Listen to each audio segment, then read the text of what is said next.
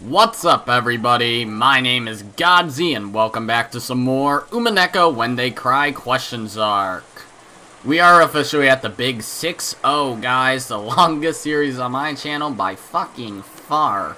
I mean, if I divided it by chapter, it definitely wouldn't be, but since I'm just doing this by game, and they're classified as different games on Steam, hey, it's 60 episodes, so yeah.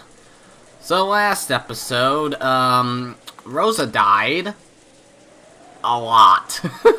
She got fucking destroyed completely, and then redestroyed, and then redestroyed, and just killed.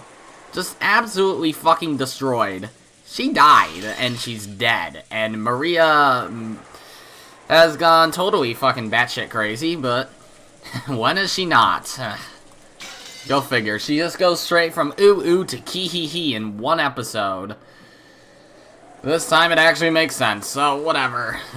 It was a pretty good episode at least, I'll give them that. So now, I'm assuming we're back into the actual ceremony, the game.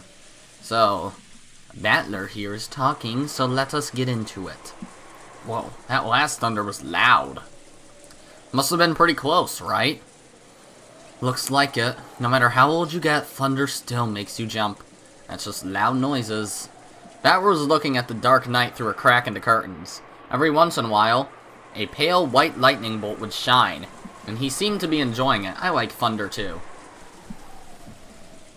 I just had a weird dream where I killed my mom over and over. I wonder if she's dead now. Oh? Look, we were so noisy, you woke Maria up. Sorry, Maria. Sorry Bat so frickin' loud. What the hell? So it's my fault. Sorry, Maria. It's okay to go back to sleep. Good night. Maria was a bit hazy with drowsy eyes. She was probably half asleep and couldn't think straight. That's okay. I won't sleep. Nah, go ahead and sleep. You're still half asleep, aren't you? I'm not half asleep. Come on, you're totally half asleep, aren't you? Sleep. I'm not half asleep. Not half asleep. Ow! Fucking quit it, stupid Battler. Ah, sheesh. What are you thinking? Getting a kid who's just woken up into a bad mood? I'm not half asleep. Not half asleep. Ow! Oh. Okay. I understand, Maria. You aren't half asleep, so calm down. Not half asleep. Not half asleep. Ow! Ow! Maybe it was because of her delicate mental state after waking up. But Maria suddenly threw a tantrum. Bauer had only been trying to tease her a bit, so he was confused by this extreme overreaction. Excuse me. George held her... Oh, okay. I was like, George held her head. But George, a guy. George held her head, trying to calm her down, but Maria's tantrum wasn't going to be quelled easily. Battler and Jessica were trying to push the blame on each other, saying, it's your fault too. Hey, be quiet, you two. Jessica, there was still some hot water in the pot, right? Could you make some tea for her? Did you calm down, Maria? It looked like her tantrum was dying down bit by bit, but she still glared at Battler, who had made fun of her with sharp eyes. Battler was just kidding around. He doesn't really think you're half asleep, so calm down, okay? George noticed. Maria was staring at Battler with incredible eyes. Ah, shit. Here she goes. And despite having just displayed all that emotion, she laughed in a small voice. Instead of a laugh, it seemed more like she was muttering while thinking about, or else counting each he. As though each time she said he, something brutal would happen over and over. What's she implying, game? George felt something creepy for just an instant, but he couldn't spot the madness that peeked out of the depths of the girl's eyes for just a moment. After a short period of stunned silence on George's part, Maria stopped her bizarre, quiet laugh and pushed George's arms aside, as though telling him to let go. Yeah, I'll forgive him. Really? You're such a good girl, Maria. Battler, Maria forgave you. Make up. Yeah, sorry for teasing you. Forgive me. Hey, Maria, let's make some cafe au lait. Is that how you pronounce that? Cafe au lait as a sign that you've made up. I'll put in lots of sugar, so it'll be sweet. I don't need it, but I'll forgive you. Because I'm a witch. Of course, yes. Yep, yes you are, Maria. Yes, you are. You are quite a witch. Mm-hmm. Totally not just Chunibyo taking place in elementary school instead of middle school. Nope, not at all. One more time, Maria laughed in a creepy, quiet voice. But it was only for a very short time, so Battler and Jessica didn't think much of it. They decided to think that it would probably only look that way when the lightning lit her cheek with a pale, white light for an instant. At that time, they could hear the sound of loud footsteps coming from the hall. It was already about 10:30, late at night. Late at night is usually a time when you aren't supposed to be disturbed. Hearing footsteps like that at this time was far from calming. Wait, but it's 10:30? Then, along with a queerly ominous knock that repeated fiercely, they could hear Gohda and Kumasawa's voices. Did that say it's 10:30? Yeah, 10:30. So, are they gonna discover the 6 bodies of the first Twilight before midnight? I thought they were supposed to die after midnight, or, well, they weren't supposed to be found until after midnight by 6 the next morning, right? Or is that just some stupid rule that I made up myself? That clearly told them this was an abnormal situation. Children, are you there? Are you there? Oh, fuck. I'm sorry, I had a frog in my throat. It's Gohda. It's Kumasawa. Is everyone okay? What has happened? What has happened? When George opened the door, the two of them tumbled in, sopping wet. It looked like they had dashed here from the mansion without an umbrella. What's wrong, you two? Did something happen? It was the Master and Kraus and everyone. Was the game frozen for a second, or was that supposed to happen? Also, we have a transition. Was that supposed to happen? Because it just kind of stopped. With his Okay.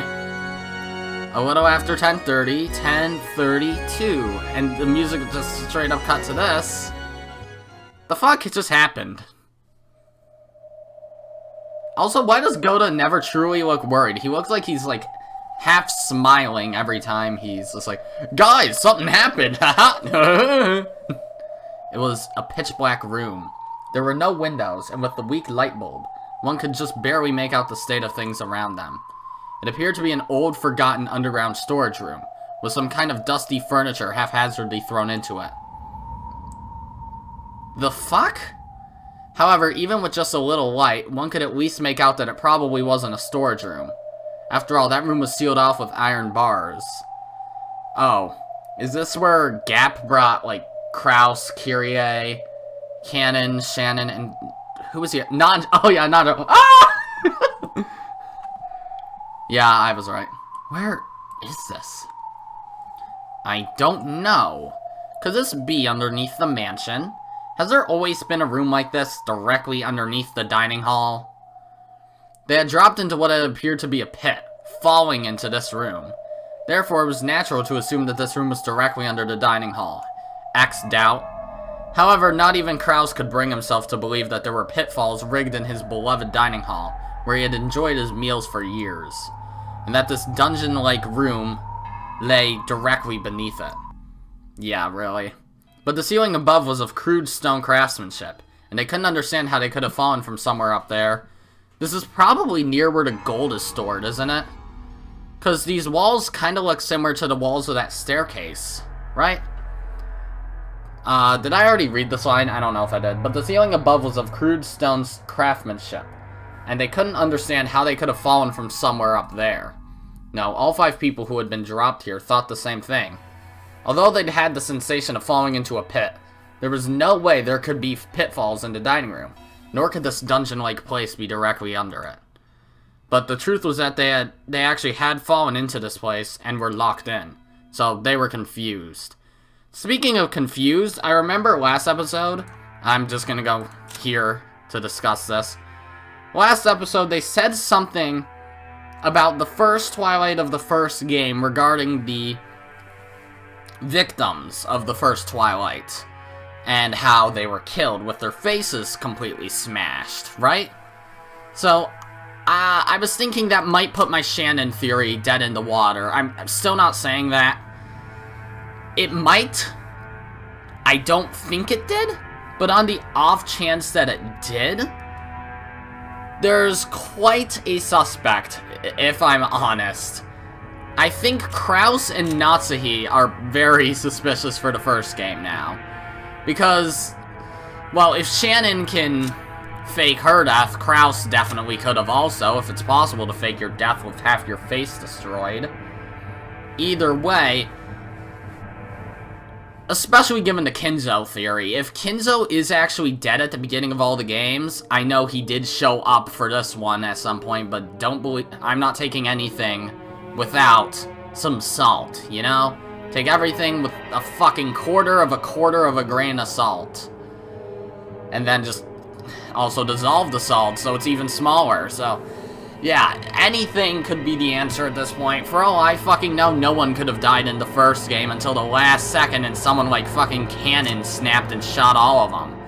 Either way, Kraus and Natsuhi, I think, are suspicious for the first game.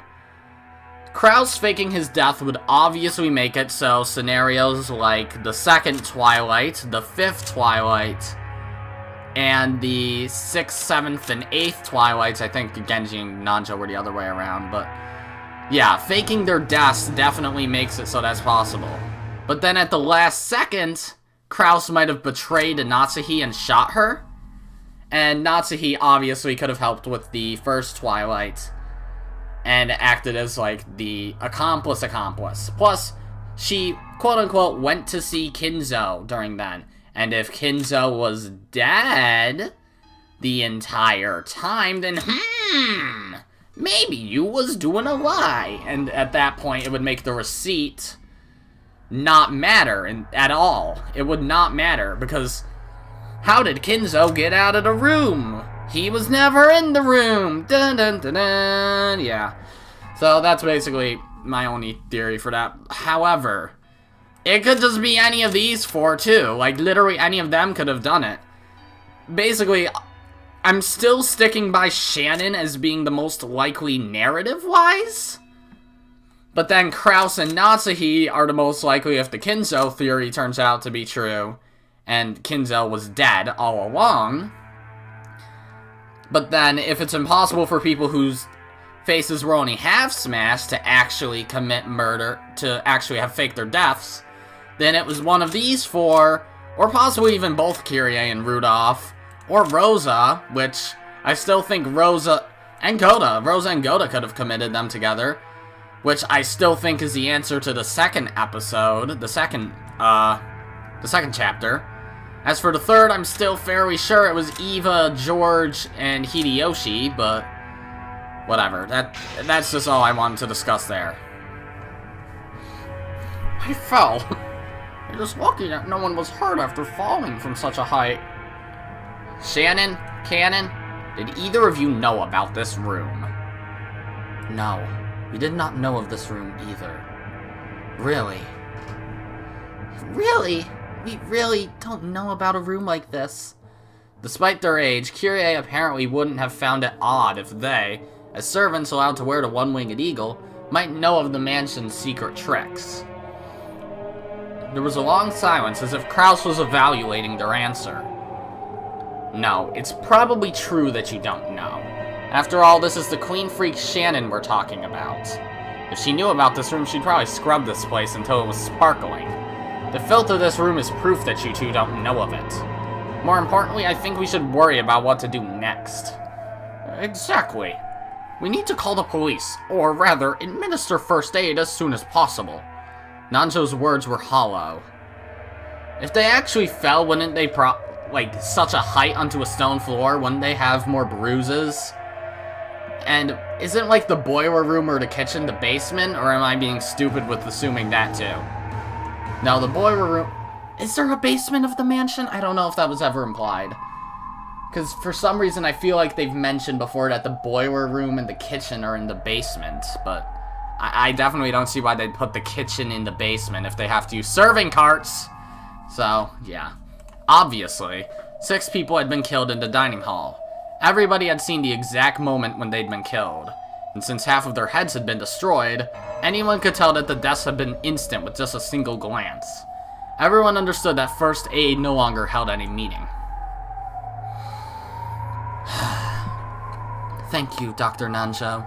We already understand that our partners are no longer alive. Thanks for trying to console us by mentioning first aid. Natsuhi. Once again, a gloomy silence dominated the atmosphere. But Krau shook his head harshly over and over and, for the time being, decided to forget the pain of losing his wife, and to dedicate himself to figuring out where they were. I feel like they made Natsuhi so much less interesting since the first game. And then characters like Kraus, Kyrie, Rosa, they stepped right into the spotlight. I kind of wish Rosa survived the first Twilight, just because I feel like that would be more interesting. And instead take someone like Shannon or Cannon. I don't think we need to learn too much more about those two, to be honest. Everyone, listen to me. Father is hopeless now.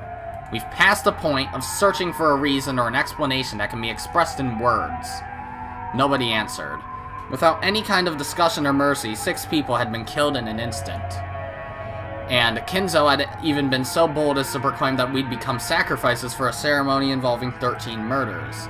Since we've been locked up inside this place, we too will probably become the ceremony's next sacrifices soon. Around this time, our eyes became used to the darkness, and bit by bit we were able to understand more about the dungeon's interior. What we thought was furniture haphazardly left in the dungeon turned out not to be furniture at all. They were things like small cages to lock people in, restraints, or else torture racks. At any rate, it was obvious that it was eerier than a mere jail cell. Since the objects were rusted together and coated in thick dust, there was no doubt that they had been forgotten. Maybe you could even call these things Kinzo's sealed and forgotten madness. However, we had been locked away in this room. Those objects weren't exactly comforting to people who were locked up, hoping to be released without harm. At any rate, let's get out of here. We've lost loved ones and friends and would like to spend some time shedding tears. But more than that, I'm worried about the children. I wonder if the children are safe. All we can do is pray. Come to think of it, Kumasawa and Gohda aren't here. Perhaps they were able to get away safely. You never know. It would be a relief if they were able to meet up with the children. When the going gets tough, Gohda is reliable, and Kumasawa is knowledgeable and calm. Sure. I'm sure they'll be able to help the children. Yes, that certainly would be comforting. Shannon and Kraus smiled bitterly a little, but they quickly realized how improper that was and stopped, clearing their throats. We can't be optimistic, Shannon. There's a chance they've already been attacked after we were. I agree. What Father carried out in the dining hall was the 6 murders of the first Twilight from the Witch's Epitaph, right? At least Kyrie figures it out so quickly. Then, the second Twilight is to tear apart the 2 who are close. We can't deny the possibility that Gohda and Kumasawa may have been killed after escaping together. Do they fit that?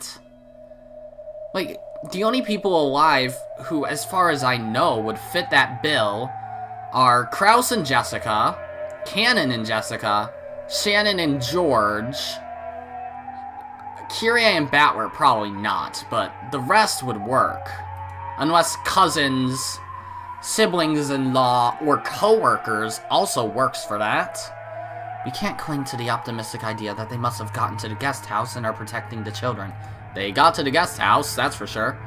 Kyrie coldly analyzed the worst-case scenario. For her, it was heartbreaking to have lost her beloved husband. Why has she not gone jealous with rage yet? Like, Wait. Mad with jealousy, I think is the proper term. Because I guess it was revealed in the third game, she's just kind of fucking bonkers for Rudolph, so... Sheesh. Maybe Kyrie and Rudolph are the culprits for this one. And Rudolph faked his death up there? Oh yeah. But their faces were all half smashed, so it's possible that none of the 6 actually faked their deaths. For her, it was heartbreaking to have lost her beloved husband. But right now, the most important thing was protecting that husband's son, along with the other children, from becoming the insane family head sacrifices. She overcame her sadness with the parental urge to protect children from sorrow. It seemed that both Kyrie and Kraus were strong enough to forget about their grief, if only for the time being. They would let their tears flow later. In order to protect the children, they had to act. Anyway, let's get out of here. Seems to be a rather old cell. Couldn't we break the bars with something? Let's try searching the entire room for some way to escape. Well, magic answer, cannon slice open the bars. I wonder if there are any torture tools lying around all these torture cages. They might be useful as weapons or to break the bars. Kyrie pulled a lighter from her pocket. She herself didn't smoke, but she kept one tucked away in her pocket to light Rudolph's cigarettes. Yeah? It was an extremely valuable source of light for searching in this dim dungeon. Shannon, help Kyrie search the room. Cannon, you help me check out the bars. This is a very old cell. The bars could be loose. What should I help with? Oh yeah, Nanjo. Please just keep up your strength. Father will probably come soon. You're the only one whose words will reach him. In a way, you might be holding our lives in your hands. He is a doctor. My words will no longer reach him, I think. I'm sorry, but I don't believe I will be of any use. Then lend us your expertise as a doctor. I wonder if there exists a drug that can make people instantly faint. Instantly faint? A drug that makes people instantly faint? What are you talking about? If that exists, that'd be... I feel like that's important, wouldn't it? We believe we fell through a pit and landed in this dungeon. In that panic-stricken moment, that's what we believed happened. But I measured the breadth of this room and came to a realization. This dungeon can't be underneath the dining hall. Yeah, no way it is, honestly. Why do you say that? You're an idiot, sister. Shannon, sorry. Compared to the dining hall, this dungeon is too cramped. Exactly. The first person to fall was Kraus. The second was myself. When you fell into this room, did you move from that spot, Kraus? It's embarrassing to say, but the landing hurt, and I lay there groaning in pain. Immediately after that, Kyrie came crashing down next to me. The distance between where we were standing and the places where we landed is clearly off. Certainly, when you put it that way. I was the next to fall, so I remember fairly well where you two were standing. The distance between you two and the dining hall might have been greater than this entire room. We fell into a pit and directly dropped down here. It's not like we fell into multiple interlocking pipes and we're all collected here. The fall was instant, wasn't it? I don't remember rolling around in some sort of elaborate water pipe system. True, we can't explain it with a pitfall. What a strange tale. What does that have to do with a drug that makes people instantly faint, like Kyrie was talking about? Kyrie is probably thinking that there were no pitfalls in the dining hall, correct? But in reality, we did fall. More accurately, we felt as though we fell into pits. That was only natural. After all, we experienced something that couldn't be described any other way. I see. In other words, this is what you want to say. We did not fall into pits. We were attacked with something like a blow dart, for example, and lost consciousness instantly. It could be that we just remembered the instant we fell to the floor as though it were falling through a pit. I see. That's a much more persuasive argument than there being numerous pitfall traps in the dining hall that we've never noticed, even after decades eating there. Shannon, do you have a watch? Huh? Yes. I have a pocket watch. It's about 22:40. So, 10:40. Yes, my watch says the same. In short, it's only been a bit more than 10 minutes since that uproar in the dining hall, at most. My watch has the same time. That's much too short a time to knock us out and carry us somewhere. Judging only from the time, it's reasonable to assume that we did fall through a hole landing directly underneath the dining hall. Are you fucking kidding me? They could have tampered with the watch hands as much as they wanted. While we were passed out, they may have wound everyone's watches back. We're incapable of proving that this possibility doesn't exist. Whether it was a pitfall or a drug that induces fainting, it does not change the fact that we need to be on guard. Well then, Dr. Nanjo, is there a drug that can do that? Something like chloroform? Well, it's the same as your reasoning, Kyrie. I cannot prove that there isn't a drug with that effect that I don't know about. As they say, you can never be too careful. Sorry, it was a useless question. I just thought that with my hypothesis, I could suggest that this dungeon might not necessarily be directly underneath the dining hall. I see. There's always the possibility that we were carried off to the hidden mansion they say Father built in the middle of the forest. If we can escape from here and get outside, then we'll know. We'll save worrying about that until after we get out. That was probably Kraus. Exactly. I'm truly sorry. I've only been asking about and prying into useless things. No, it's quite promising. If you notice anything else, please tell us. It might become a hint to escaping from here. Rudolph was always talking about you. He said he was always surprised by your ideas, and they would sometimes give him valuable hints. The fact that you're here is a blessing within a tragedy. Thank you. I heard something from Rudolph as well. He said that you usually just swagger about, but when things get serious, you overflow with a sense of responsibility and can be a very dependable older brother. Haha, that's too kind. Damn it. At any rate, these iron bars won't even budge. How are things on your end, Cannon? No, this side is no better. Kraus and Cannon tried wiggling the bars in various ways. There were a few bars that could be twisted, and a few that had enough space to rattle a little bit around in, but they couldn't be broken with human strength alone. However, there was still hope if they could use some kind of lever-like tool. It was still far too early to give up yet. The children's lives were hanging in the balance. Even if there was no hope, they couldn't stop their struggle. And it was better for them to act this way. If they were to stop, there's no doubt they'd once again be overcome by the grief of losing their beloved ones and curl up, clutching their knees. Well, that's interesting. Oh, and we're still here. How are you doing, Kyrie? Find anything?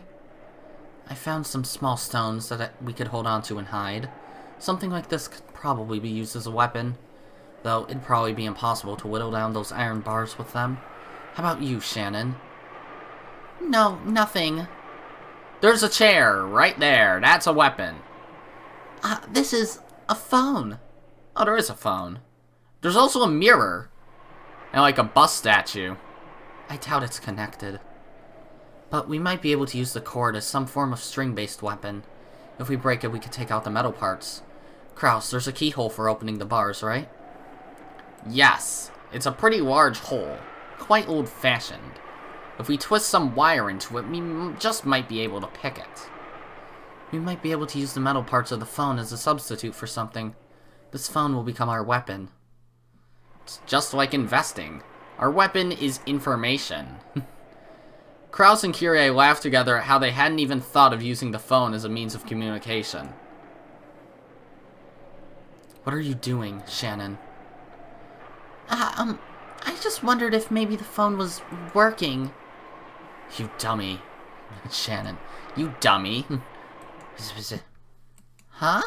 What? At that point, Shannon let out a small, surprised cry. Kyrie, this phone, it's connected. What did you say? It was like when people move out of an office, taking everything with them, leaving only the telephone behind. That's the feeling the phone gave off, having been left in the corner of the cell. The cord was wound into a coil, the tip of it being swallowed by the wall. And just looking at it, there was no reason to assume that it wasn't hooked up. But to think that it actually was. Kyrie took the receiver from Shannon and pressed it to her ear. Certainly, the electric hum of a phone was a familiar sound, and this phone was certainly live. Well, good luck. Let's contact the police. Hold on. This is too good to be true. Could it be bugged? If they were planning a trick like that, normally they would cut the telephone line. There's actually a good possibility that they overlooked this. If they noticed, they might actually cut the line this time. There's nothing we could tell the police that would be problematic for us if they overheard. Surely that was true. The point of a wiretap is to overhear some important piece of information. But the way things were right then, she couldn't think of a single thing that would come up in a conversation to the outside world that might be troublesome to have overheard. Kirie instantly concluded it was more likely to be a mistake on Kinzo's part than a trap. You do have a point. I believe you start with 0 to make calls through the external line. Kennen, I'm going to make a phone call. So will you watch how things are out there for me? If you sense somebody coming, let me know. Yes! Holy shit, I don't think I've ever seen that expression. Kennen raced off towards the iron bars, silenced his breathing, and strained his ears. As everyone present watched her, Kirie dialed 110. Is that just 911 for them? However, she pushed the hook down and redialed many times. It didn't seem to be working very well. The outside line begins with 0? 110 would be 01110 then, right? Wait, 0110 then, right? It doesn't seem to want to go through. Hand it over here. I'll try to call. Kraus took the receiver in Kirie's place and tested various things. The outside line is probably broken. They probably definitely left the phone there on purpose, though. Like, why would there be a phone in a dungeon cell? But in the end, they were unable to notify the police. The phone itself was definitely live, but the circuit was apparently cut somewhere. Did this mean that they were not so naive? So it's useless after all. It means our enemies aren't naive either. Kirie let out a deep sigh, leaned against the wall, and hung her head for a while. As cool thinking as she was, for a brief moment, she may actually have had the naive hope that the phone might actually work. She sneered at herself mockingly for holding on to that naive hope for even a single moment. Did I skip a line? No. Then she remembered just what was happening here. Truth be told, even after being shown a scene like that right before her eyes, or rather exactly because of that, she still couldn't think of that gruesome mass murder as something real. It was less that she couldn't believe it, and more that she didn't want to. Hi, Kinzo. Ushiromiya Kinzo killed 6 family members. Well, not family members. He summoned strange, witch-like, demon-like people right out of thin air. And with something like magic... I got a notification. And with something like magic, began to kill people one after another. It's just also screwed up. Even though she definitely saw it, there was no way she could accept that spectacle. There's no way that's what happened. Those were obviously Father's friends or something. They just hid somewhere in the dining hall beforehand and used some tricks to appear suddenly and fool us. There's no other way to explain something as screwed up as that. But when those 6 had had their heads blown apart, a golden arrow had flown around and around the room. That had truly looked like magic. What was that another thing we just saw wrong? There's no way it was magic. It was definitely some kind of setup. Since those heads were smashed, there's no doubt it was some kind of explosive. True. For example, a styrene toy plane like they sell at candy stores, painted gold, and with a powerful explosive loaded onto the end of it. However, though it had seemed to be flying about at random, Kirie couldn't imagine after being fired 6 times, dog bark, each time it perfectly hit the victim square in the head, one after the other. It couldn't be that there was a computer control system for finding and hitting targets, making it a high-tech styrene plane on the same level as a guided missile, right? Would he invest such a large amount of money into developing some stupid trick like that? For that insane sideshow? Does this take us back to the old I wouldn't put it past father?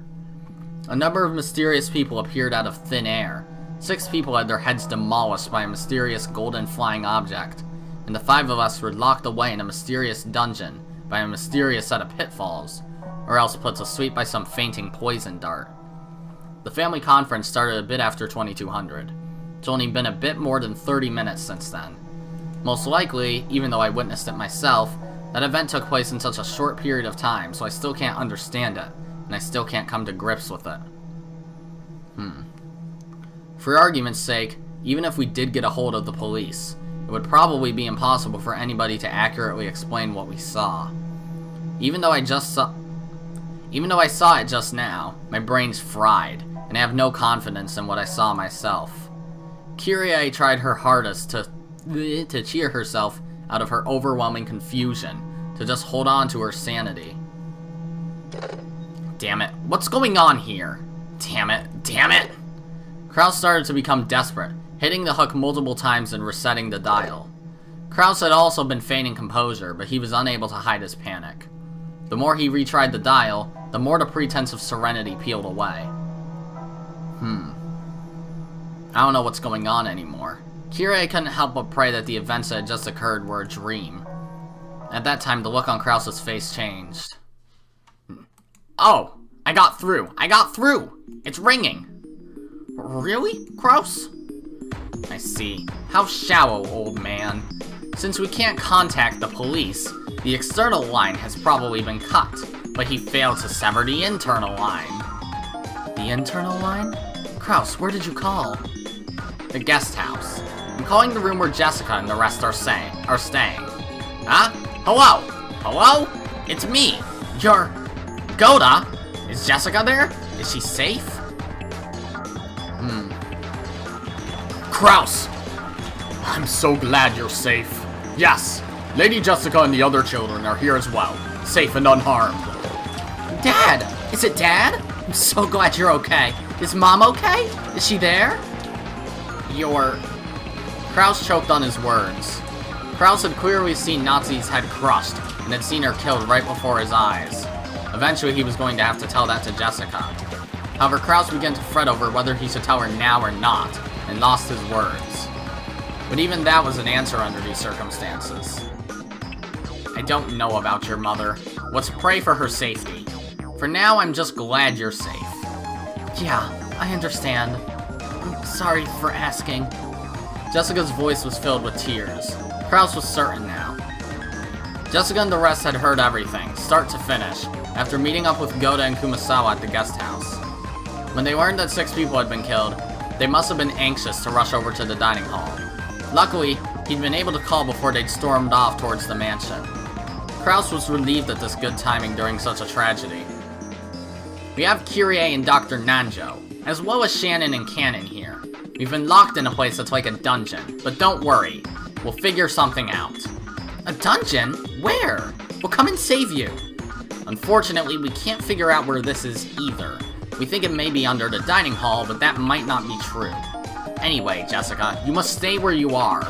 You've heard about what happened from Gohda and Kumasawa, yes? Yeah, Grandfather, and everyone. Grandfather isn't in a sane state of mind right now. If you encounter him, you'll be in danger. You might be killed. You mustn't even think about trying to come and save us. We'll take care of ourselves. Then what should we do? Damn you, Grandfather. How dare you do that to Mom and the rest? I'm gonna kill that undying bastard. Interestingly enough, it's the same voice as on the... Jessica, if you talk like that, you'll sadden your mother. Those aren't the words of a lady. Anyway, put your own safety first. Lock all the guest house doors. But you mustn't overestimate how safe that will make you. The large window in the first floor lounge might get broken. Stay in your room and use a bed to make a barricade. There's a toilet and fridge in there too, right? You should be able to stay holed up until tomorrow morning. Listen up, I'll say it again. Don't think of doing anything violent. Don't even think about trying to take revenge for Mom. Only think of hiding, of getting through this without provoking our enemies. Yeah, I understand, Dad. After that, Gohda took the phone and was firmly told to supervise the kids well, as an adult. Gohda, with his face covered in a cold sweat, repeatedly replied, yes sir, in an excessively tense voice. From there, Kyrie took the receiver and spoke with Battler, and when Shannon and Cannon got their turns, George and Jessica answered. Following that pattern, Nanjo and Kumasawa picked up as well, so that all members of both sides took the receiver in turn, confirming that everyone was safe for now, even if their location was unknown, and encouraging each other, coming to an understanding on the current situation for both sides. They wanted to talk forever, but now was not the time to chat. Kraus explained that they would be hanging up for now, and those in the guest house consented. If anything happens, we'll call. Wait by the phone so you can pick it up quickly. Again, be careful. You mustn't do anything rash. Yeah, I understand. As long as you and Cannon and the others are okay, then that's good enough for me. We'll do our best. Stay safe. Yes, of course. Well then, I'm hanging up for now. Be on your guard. With that, the phone call ended. Okay then. Gohda and the rest of the men quickly descended to the first floor, closed the shutters, and secured the sturdy locks on the doors. However, just as Kraus had worried, there was nothing that could be done about the beautiful wide window in the first floor lounge. If someone broke that, it'd be easy to get inside. It wouldn't be hard for someone like Kinzo, who hadn't hesitated at committing murder, to invade the first floor. It's likely that Grandfather and his followers will be armed. Locking ourselves in our room is our best bet, and moreover, our only method of forming a barricade. It's painful that we have no choice but to hole up in a sealed room, but if our enemies are carrying guns, then that's the only method we have left to us. I have heard that the Master has a collection of working guns. That's right, guns. That was a gun. If so, it must have been a horribly powerful gun. We can't contend with that at all. Takes a lot of force to smash someone's head open, right? So, it might be a magnum bullet or something like that. That was a weird way of saying that sentence. That'd probably go through a flimsy door like it was nothing. If so, then that's even more of a reason to hold out in our room. We'll slide a bed in place and block the window too. If we do that much, then no matter how many guns they've got, they shouldn't be able to raid us. Crap. All we can do is this passive, one-sided defense. Damn it.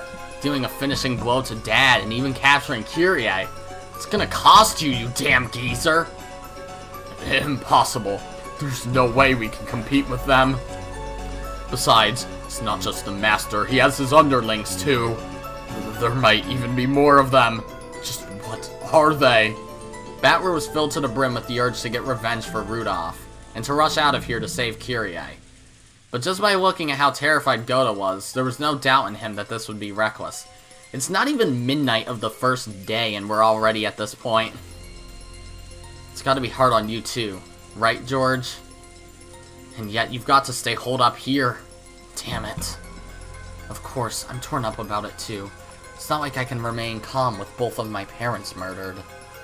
But specifically because of that, I have to remain calm. Do you think our dead parents would want us to die in vain? There's no way they would.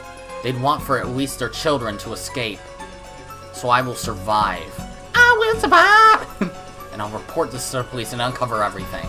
I'll leave my enemies to the courts. That is my revenge. There's no way our parents would want us to die taking revenge for them. Right? You're right. It's just as you say. Damn it, you old bastard. What's this about a ceremony? If we're supposed to be sacrifices for something like that, then we'll escape no matter what it takes, ruining this precious ritual of yours. That's right. Besides, you still have Kyrie, Battler, and I still have Shannon. Anyway, let's be cautious and wait our chance. Wait for our chance. Any careless actions on our part might just end up causing harm to those who have been captured. Hostages, huh? But Grandfather captured them so he can use them as sacrifices, right? If we don't go and save them, then are we just waiting for them to get killed? We don't even know where the dungeon they're being held in is. Shannon and Cannon didn't know about it, and of course Gohda and Kumasawa didn't know either. The possibility that they're in a secret location that only Grandfather knows of is incredibly high. Under these circumstances, aimlessly wandering about would be practically suicidal. I understand, but still, damn it. Are you saying the only thing we can do is stay confined here until something happens? Battler, I understand how you feel, but let's put safety first. From what Kraus said, they seem to be in a fairly old cell, and they may be able to break the bars somehow. The wise choice of action now is to believe in them and wait. Grandfather has a number of subordinates, and they're all armed, correct?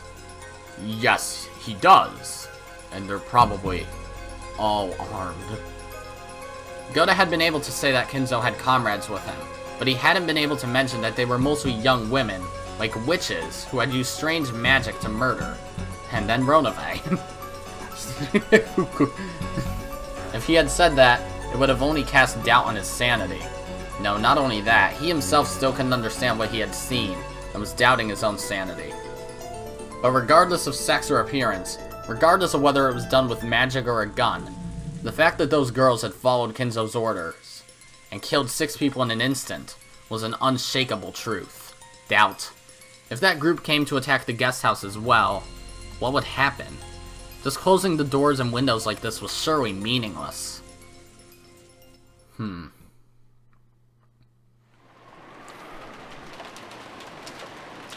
Gohda and Kumasawa. The only thing left for those two, who had witnessed that massacre in the dining hall, was to cradle their heads without knowing how to interpret what they had seen. Kumasawa, are you okay? Want some tea? Thank you very much. Thank you. I'm sorry, but may I be left with my thoughts for a little while? Maria tried to be nice, but it seemed that Kumasawa still hadn't been able to clear away her confusion. Maria, thanks for being so considerate. Let's let Kumasawa rest for now. Jessica was also worried about the shock those two must have received after witnessing such a tragedy. But her wildest dreams couldn't even come close to the unbelievable scene Kumasawa had witnessed. Nevertheless, with her mother murdered and her father captured, it wasn't as though Jessica could stay calm either. She sealed her anxiety and sadness using her anger towards Kinzo, and walked irritatedly around the room. Kumasawa, is Mom really dead? Yes. I've never seen such a horrible way to die before. Is it possible that she's still alive? And that if we fix her up, we could save her? Definitely not. It's not possible for a person to have something like that done to their head and live. Yeah, you're right. There's no need for first aid. Once your head's smashed, usually... When Gohda had come flying into the guest house, he had overcome with agitation, told about the massacre in the dining hall without concealing anything. Except for the part about witches and magic, which they themselves still couldn't believe. In other words, he hadn't even sugarcoated the cold-blooded way in which Natsuhi and the others had died. It was too late now, but Kumasawa regretted the fact that they'd obviously said too much. However, while lightly shaking her head with a slightly painful laugh, Jessica spoke. Actually, thanks to what you told us, I was able to stay level-headed. If you'd avoided mentioning the part about her head being smashed, I would have thought she might still be alive. Then I would have run off towards the mansion, met Grandfather, and I might have gotten killed. That sliver of hope could have been fatal in the end. So, I'm grateful. I'm truly sorry. I'm so sorry. We didn't choose our words more carefully. Don't worry about that now. There's nothing we can do for Mom, but Dad is still alive. Canon and Shannon, and Aunt Kyrie and Dr. Nanjo too. I want to save them somehow, so we shouldn't do anything unnecessary that might make things worse for them. The most helpful thing we can do right now might be to wait by the phone. They might receive a phone call asking them to create a diversion while the others escaped, or the others might discover their location and call for rescue. Jessica understood that in order to act promptly when that time came, the only thing they could do for the time being was to wait in this room. Since when has waiting in one room ever worked in these games? Once they had finished inspecting the downstairs area and locking up, George, Batware, and Gohda returned. Each was holding various objects. George had things like drinks, canned food, crackers, and other types of snacks he had found in the lounge and a storage room, as well as a first aid kit. They were all consumables that would be essential during a siege. Gohda had a large folding ladder and carpentry tools. Those were to seal the door from the inside, just in case. If it came to it, the ladder was for escaping out the window. Batware had brought up objects that could be used as edged weapons or poles. In addition to the obvious kitchen knife, there was a disassembled table leg that could be used as a club. Wow, imagine how fun it would be to smash a watermelon with that, and a pole roughly the size of a person, which he had apparently made by taking apart a hat stand. Even though the pole had no point, it could surely be used like a spear. And he's just smiling like, haha. There was a good chance that their enemies had guns, so it was dubious whether these would be of any use. But it was still better than not having them, and and if having these could give them at least a little peace of mind, then they'd be useful for their calming effect. Then the bed and sofa were placed up against the door, barricading it. They didn't go so far as to seal it up with nails. There was still a chance that Kraus and the others would escape and come to meet up with them. They'd apparently set up a barricade at the top of the stairs as well. It had been set up in a way that would create a racket, so it would serve as a warning alarm as well. That had apparently been Batler's idea. What did they put there? For that reason, they turned the TV off. This way, if the first floor window were to be broken, they would hear. Once the switch had been turned, all that was left was an eerie silence.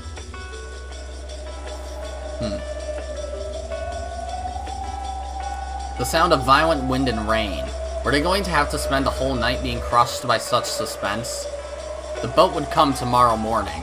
However, judging by the weather report, most of tomorrow was going to be covered in the typhoon, and the boat probably wouldn't come. The typhoon was set to pass by in the morning of the day after tomorrow. In other words, the boat would be arriving in the morning after next, the morning of October 6th.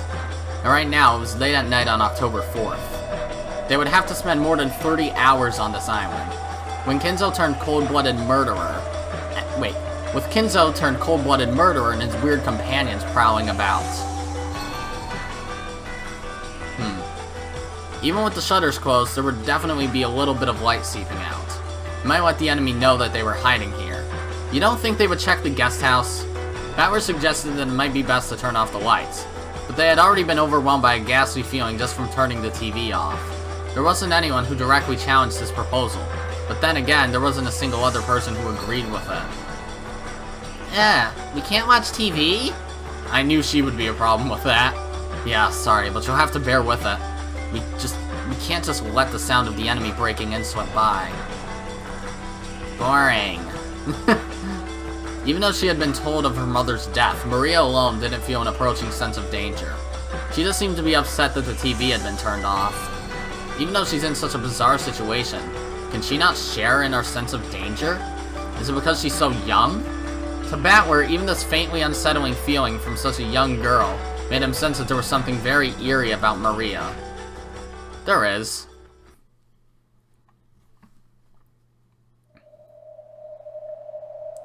There definitely is something weird about Maria. That said, we've already done all we can. Do you think you'll be able to do anything about the bars? Unfortunately, they're tougher than expected. I don't know when these were made, but there's no problem with their lifetime guarantee. These truly were built rather well. Kyrie chuckled softly. They had no moves they could make, but she had calmed just a little. This place is just like the capture pile of a chess game. So, are there no remaining moves left to us? Even capture piles from chess are thrown into this game. Not yet. It's still too early to give up. If we stop thinking, we might as well stop breathing, right? Exactly. Chess pieces in the capture pile may serve no purpose, but in shogi they can be quite significant. Just one captured pawn should be able to put pressure on the opponent. I see. But still, there's nothing that can be done about these bars. For us, maybe. But if we can figure out where this is and contact Gohda, he might be able to come and save us. I see. But that would mean putting Gohda in danger. And if that happens, I would also be worried about the children in the guest house, alone without a full-grown adult male. George? When you're afraid of risk, it's alright to bide your time until the price starts to go up. However, if you're too afraid to cut your losses, you might end up with just a scrap of paper. Though, in this case, that represents our lives. And our dignity as parents, right? After talking big like that during the telephone call, telling them that they should behave because we'll manage something on our own, we can't just start asking for help right away. That would be very uncool. By this point, I've long since thrown out such useless pride. Why don't we put our heads together? Where is this? Is it really underneath the dining hall? Or else is it a different place, separate from the mansion? Kraus, Kyrie, and Nanjo began to discuss this further. Oh. Cannon was squatting by the bars, silently trying to sense anyone's presence. just as he had been ordered. Shannon came close to him, and they both squatted down together. Do you sense anyone? Yes.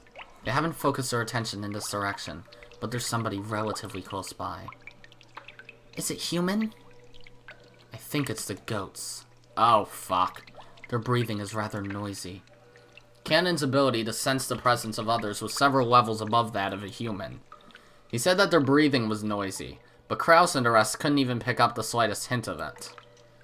Therefore, if he had obediently reported it, they would have merely doubted Cannon's ears. They got us, didn't they? It's rare to think that they captured us without killing us. This time Beatrice didn't make an appearance, and the master left his study. Do these two have consciousness throughout all 4 games? I don't have a clue what's going on. I know. Whatever happens or changes, it's all for that witch's fickle entertainment. In the end, nothing will change. I wonder if we'll be able to go to the Golden Land this time. Yeah, they've never survived. Who knows? We have a high rate of losing. Come to think of it, it's very rare for us to survive the first Twilight together. I get the feeling that it's incredibly unusual for us to be able to talk together like this, even though the ceremony has already begun. That may be, but even that's just for the witch's entertainment, I'll bet. I can't think of it as anything other than her letting us live just a little longer to ridicule us, since we usually drop out right in the beginning. I wonder if we'll be unable to reach the Golden Land again. I'm sure we won't make it there. If we hold on to any foolish hope, we'll get taken advantage of again. That's right. Last time you got taken advantage of, didn't you? I'm an idiot. Cannon made a sour look and turned his head. Shannon laughed softly and apologetically leaned towards his shoulder. But I'm glad Wait, who's speaking? But I'm glad Milady is safe. She's only escaped from the first Twilight. She might just be waiting for an even crueler death later on. What about you, Shannon? Aren't you glad George is safe? It'd be nice if you two could reach the Golden Land together. Thank you. I wish the same for you and Milady as well. I wasn't hoping for anything like that. It's just as you say. That witch is only having fun, dangling prizes in front of people and watching them vainly try and get them. I'm sure no one will be able to go to the Golden Land. If I wish to reach the Golden Land with Milady, then that person will find it funny, and will certainly never let us reach that place. You're right. Beatrice is thinking about which order of sacrifices will be the most interesting. The whole thing about them being chosen at random is just a blatant lie. That swindling witch. All that about having any wish you want granted in the Golden Land is probably just a lie, too. That's not true. The Golden Land is a wonderful place. Have you been there? Only for a little bit. Though, even that was probably just a joke of Beatrice's. What's it like there? Well, it's a wonderful place. I can't really explain it well. It's like a world from a pleasant dream. A paradise-like place. Wait. Is she still speaking? I don't know. A paradise-like place, with roses blooming all over and beautiful butterflies dancing about, or something like that. Oh, that was canon. It's not a place with a tangible image like that. It's really like the inside of a dream.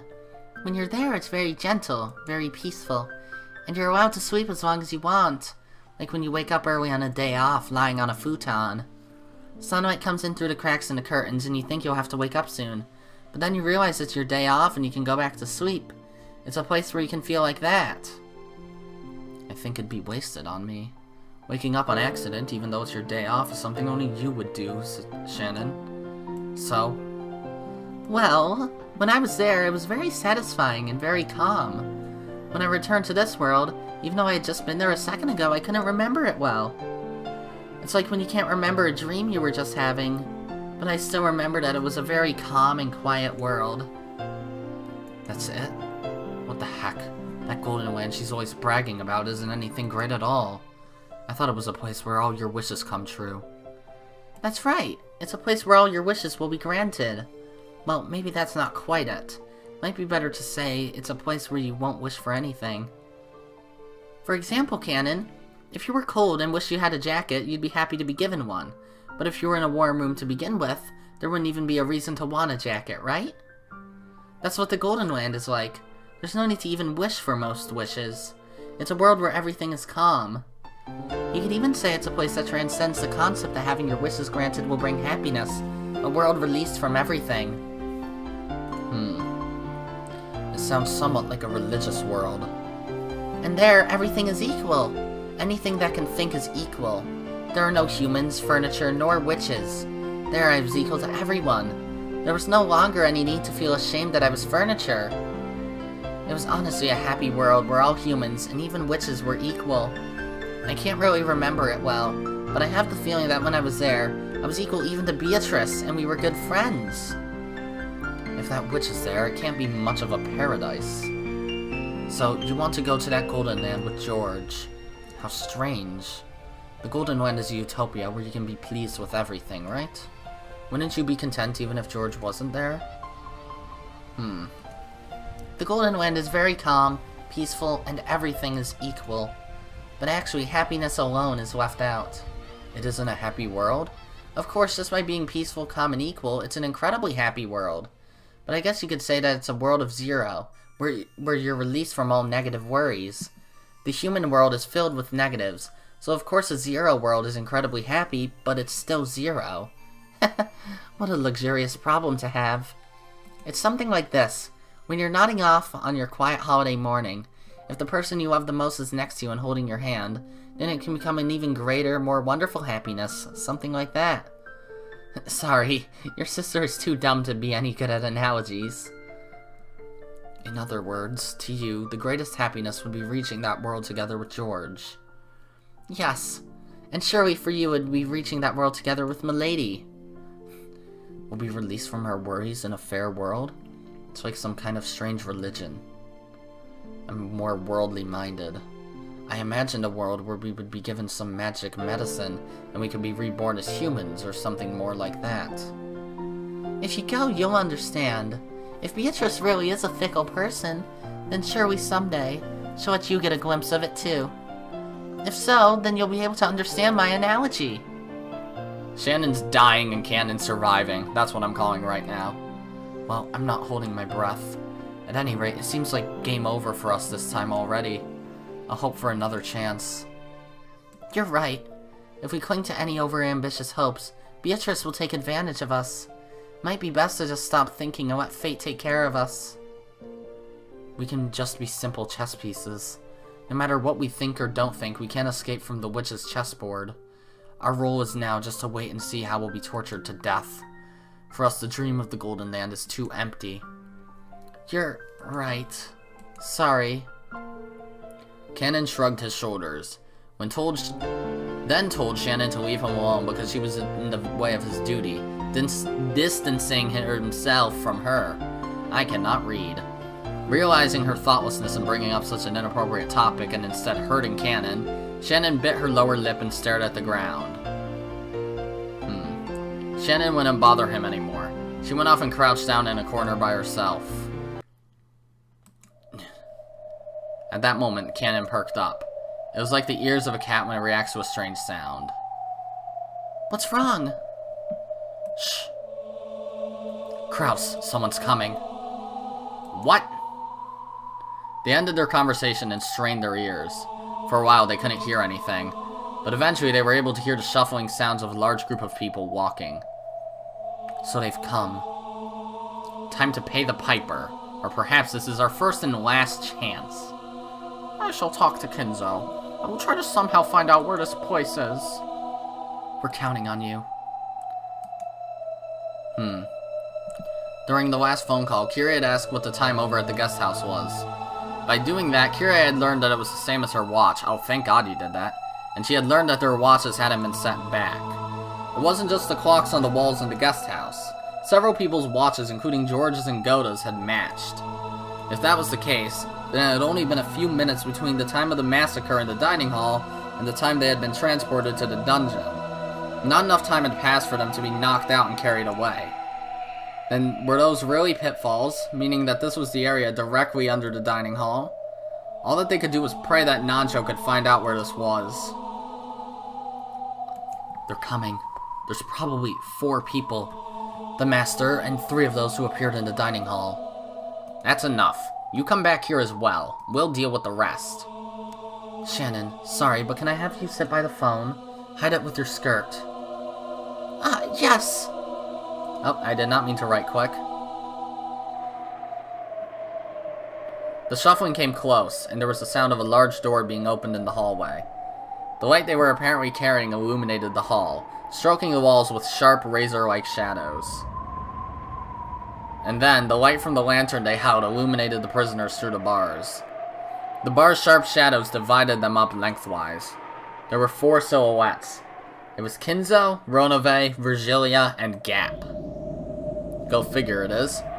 Silence, everyone. Please welcome the head of the Ushiromiyas family, Lord Goldsmith. Goldsmith? It's father's pen name. It seems he always signs with it when writing those bizarre grimoires. Kinzo made English style? Shouldn't that be Gold Warehouse? Oh, fuck. What more is a warehouse than a place to keep things in? However, I give birth to gold and use my craftsmanship to further increase its worth. Don't you think Smith is much more fitting? True enough. I apologize for butting in. Kinzo, just what is going on? Where in the world is this? Oh, my friend, can't you remember? True, you may have never entered the prison, but you should remember walking through this corridor. Huh? You don't mean... Do you have an idea? But, well, it is unthinkable. Firstly, we fell through a pitfall and were locked up here, well, after only a few minutes. Not only is the distance too great, that's physically impossible. For a human, right?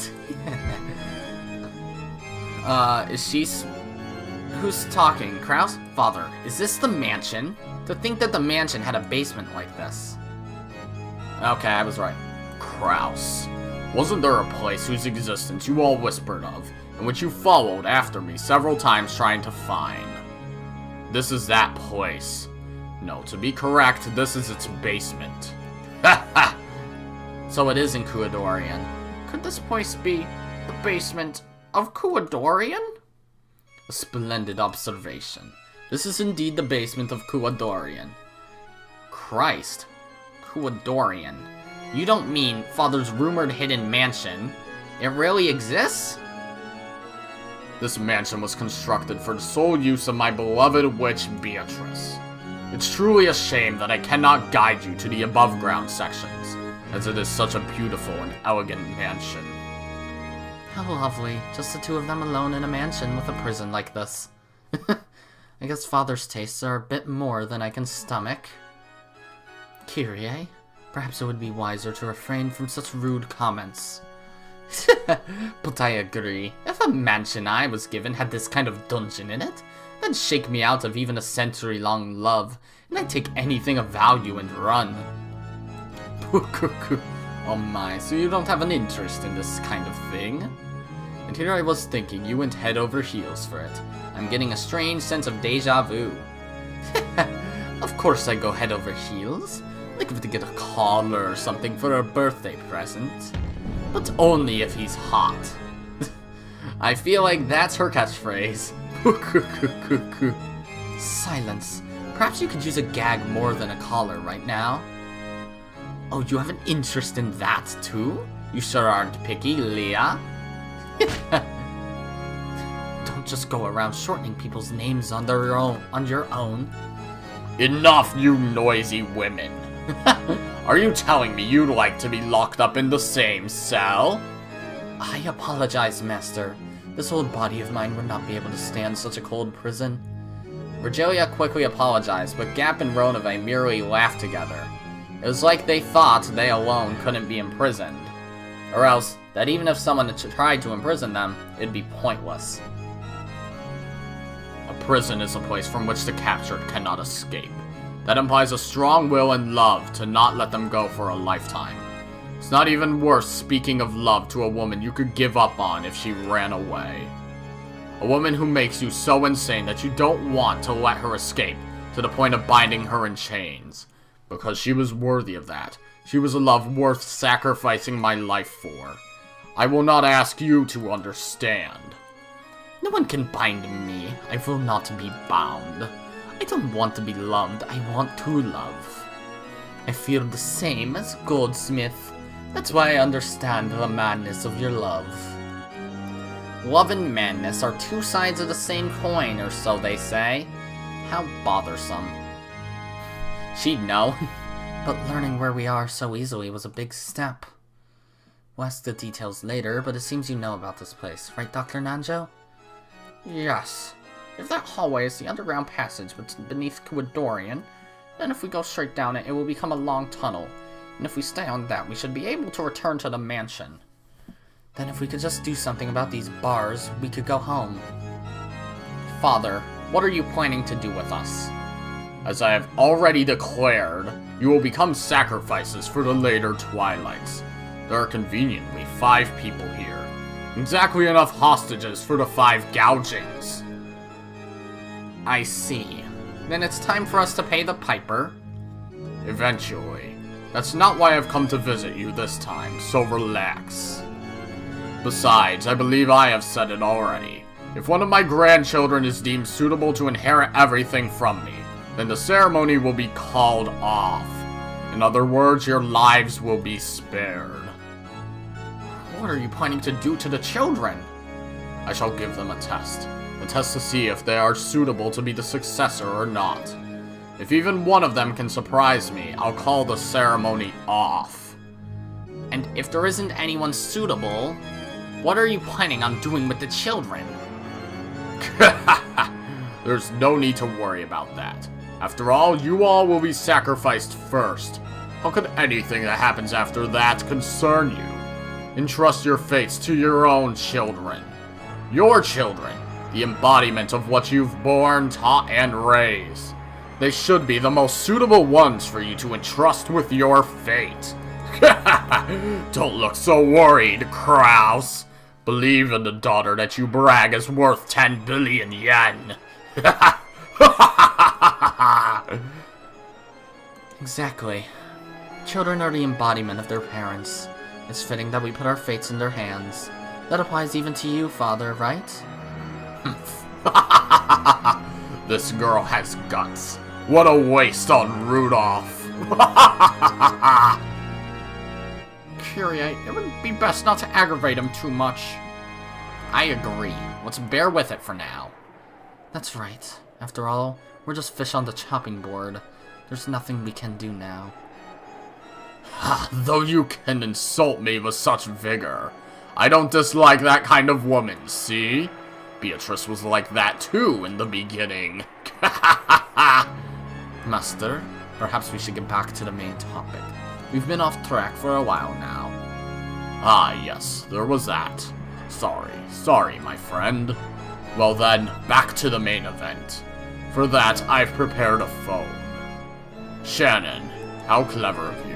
You don't have to hide it any longer. That's something I arranged for. My apologies. Shannon quickly withdrew herself, and the telephone was revealed. Dun dun! That's a phone! Kraus, call the grandchildren in the guest house. Tell them of the test and of the start of my trial. Ronave motioned for Kraus to pick up the receiver. And if I say no... And why do you think you're in a position to negotiate? If you don't make the call, then the grandchildren won't even be given a chance.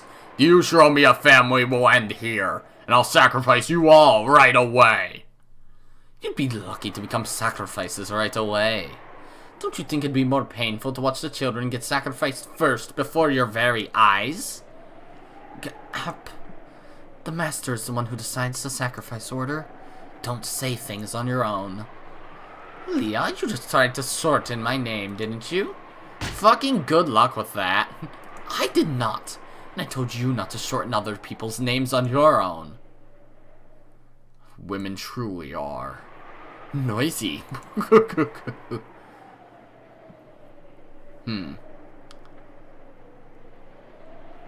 Okay then. Sure. That's all interesting. So what? Is it like... Are the 4 cousin... Oh fuck, we're in the future again. Okay, that's next episode. So what, are the 4 cousins going to... apparently not next episode, but later down the line... get some Mark of Mastery exam? Ah, shit. Just like Yen Sid pops out of nowhere, just like, you all will now take your Mark of Mastery exams. And Batter's like, who the hell are you? I am Yen Sid. That is Disney backwards. Now wield your Keyblade. The fuck is this? I have a giant key in my hand. Alright, let's stop ad-libbing. That's gonna be it for this episode, guys. If you liked it, be sure to press the like button, and if you didn't like it, fuck you too. Remember to subscribe, follow me on Twitter, and hit that notification bell to stay up to date on all my videos and stuff.